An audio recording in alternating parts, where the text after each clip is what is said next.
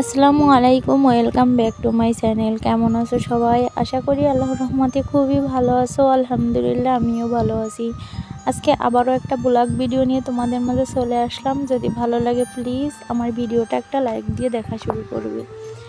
আর যদি নতুন কোনো ফ্রেন্ড আমার ভিডিওতে ভিজিট করো তাহলে প্লিজ তাদেরকে বলবো আমার চ্যানেলটা সাবস্ক্রাইব করে অল নোটিফিকেশন করে রাখবে, যাতে আমি ভিডিও ছাড়ার সাথে সাথে সবার আগে তোমার কাছে পৌঁছিয়ে যায়।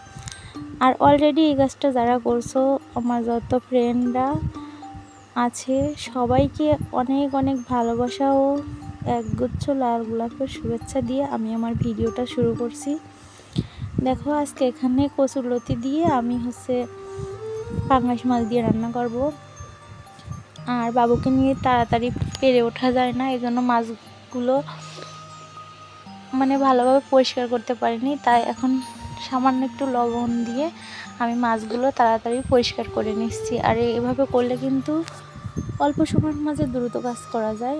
আর এটাই তোমাদের সাথে শেয়ার করতেছি, তোমাদের বুঝতে সুবিধা হবে। আর এখানে দেখো, আমি কচুরলতি কিন্তু ভালোভাবে পরিষ্কার করে কাটছিলাম। এটা কিন্তু আমি পানিতে দেয়নি, আর এটা কিন্তু আমি তেলের সাথে ভাজি করে নিচ্ছি একটু পেঁয়াজ ফোড়নে। তারপর ভাজি করা হয়ে গেলে পেঁয়াজ মশলা যেটা আমি ব্লেন্ড করে রাখছিলাম ওটা দিয়ে একটু কষিয়ে নিচ্ছি মাঝখান বরাবর দিয়ে। আর তার উপর থেকে দিয়ে দিচ্ছি আমি এখানে যে মাছের টুকরাগুলো ছিল ওগুলো, কারণ এগুলো আগে মরিচ দিব না, আগে লবণ হলুদ দিয়ে তেল দিয়ে আমি কিন্তু ভাজি করে নেব ভালোভাবে। আর এভাবে করলে কিন্তু গাল চুলকাবে না, আর খেতেও কিন্তু দারুণ টেস্ট লাগবে। এটা কিন্তু একটা টিপস, তোমরা ফলো করতে পারো। আমি আমার অভিজ্ঞতা থেকে যেটুকু পারি সেটুকু তোমাদের সাথে শেয়ার করি। আর যদি ভালো লাগে প্লিজ একটা মূল্যবান মন্তব্য আমার কমেন্ট বক্সে রেখে যাবে। আর এদিকে সকাল সকাল রান্না করতে গিয়ে দেখি তেল নাই, তারপরও তরকারিটা বসিয়ে দিয়ে আমি নিজে তেলের পথে তেলটা ঢেলে রাখছি। আগে তরকারি বসিয়ে পরে তেলটা ঢালছি, কারণ সময়ের খুব অভাব আমার, এই জন্য। এদিকে রান্নাটা কিন্তু হয়ে আসছে প্রায়। আর বাবুর জন্য এখন আমি এখানে একটু শাক ভাজি করে নেব।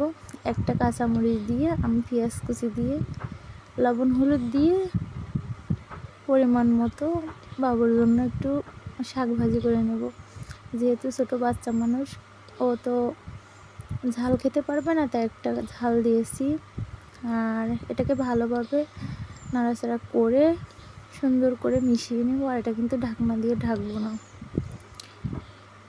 আর রান্নার পর্যায়ে শেষ করে আমি এই যে সকালে নাস্তা করে আমি কিন্তু এখানে মাটি তৈরি করে নিচ্ছি। আর এটা দিয়ে আমি ড্রাগনের গাছগুলো ভেঙে গেছিলো, বাইরে ছিল, ওগুলোকে আমি কেটে কেটে ডাল টুকরো টুকরো করে আমি যে ঘরের ভিতরে রাখবো তার জন্য মাটি তৈরি করে নিচ্ছি।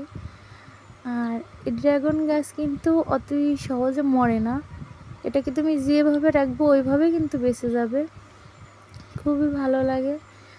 আর এটাকে আমি এই যে শো পিস হিসেবে কিন্তু এখন ঘরের মধ্যে রেখে দেবো, তার জন্য সুন্দরভাবে সেপারেট করে নিচ্ছি। আর এভাবে আগে উপর থেকে যে শক্ত গুঁড়া যে মাটিগুলো আছে ওগুলা দিয়ে দিচ্ছি, যেহেতু নিচে কোনো রকম জমাট না বাঁধতে পারে। আর পাশ দিয়ে এই যে কিছু পলিথিনের কাগজ আমি টুকরো টুকরো করে ছিঁড়ে তারপর দিয়ে দিচ্ছি, যেহেতু মাটিটা বাইরে না পড়ে। আর উপরেও ফাঁকা থাকবে, নিচেও ফাঁকা থাকবে। আর গাছগুলোকে কিন্তু আমি সুন্দর করে এখানে এই যে মাটির নিচে পুঁতে দিচ্ছি। আর এভাবে কিন্তু গাছটা কিন্তু বেঁচে যাবে।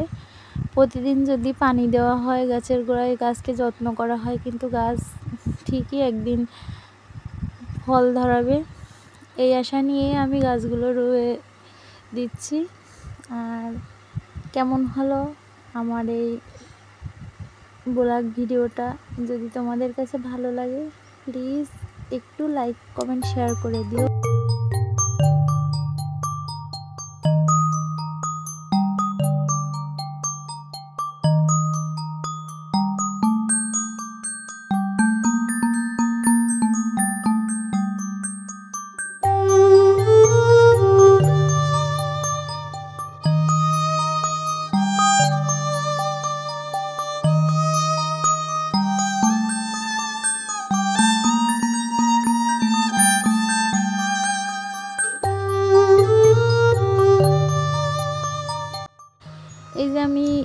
বৃষ্টির পানি একটা ন্যাকড়াতে ভিজিয়ে আমি এটাকে ভালোভাবে মুছে দিচ্ছি, কারণ এদেরও কিন্তু একটু পানি দেওয়া দরকার।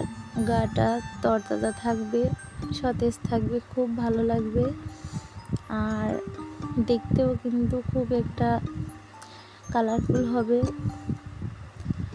আর এটা কিন্তু আমি সুন্দর করে সেট করে নিচ্ছি।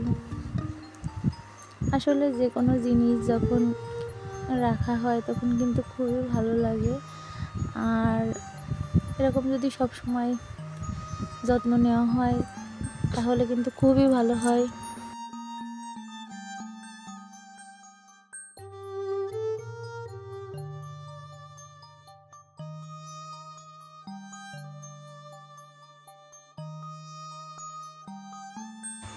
এদিকে ছোট্ট যে আইসক্রিমের যে ওটা দিয়ে আমি একটা ফুলদানি বানিয়ে নিয়েছিলাম, আর এই যে আরেক টুকরা গাছ আমি এর ভিতরে রেখে আমি কিন্তু এই যে এটা কিন্তু একটা শোপিস হিসেবে এখানে থেকে গেল। দেখতে কিন্তু খুবই সুন্দর লাগছে। আর তোমাদের কাছে কেমন লাগছে কমেন্টে বলে যাবে।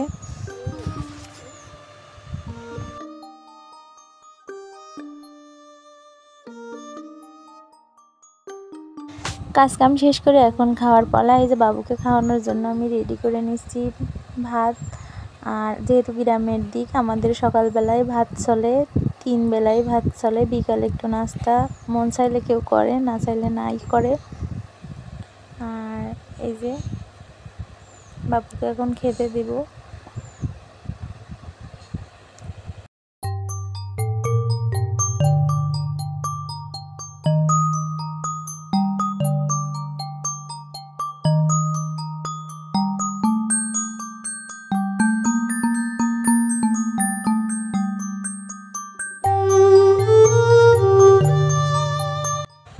আমার ভিডিওটা কেমন লাগলো, যদি ভালো লাগে প্লিজ আমার ভিডিওটার সাথে থাকবে। আজ এ পর্যন্তই, দেখা হবে নেক্সট কোনো ভিডিওতে। আল্লাহ হাফেজ।